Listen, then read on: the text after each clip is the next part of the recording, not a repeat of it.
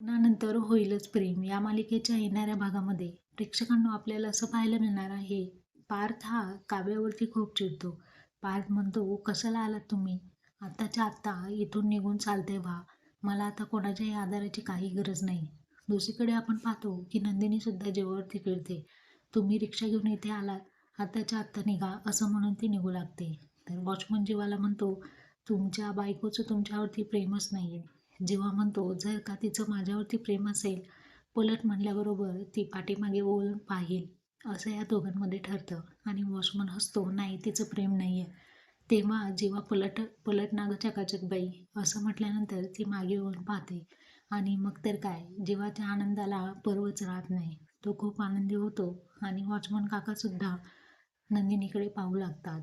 तर अशा पद्धतीने येणारा भाग हा प्रेमाने भरलेला असणार आहे. त्यासाठी आपल्यासोबत कनेक्टेड राहा.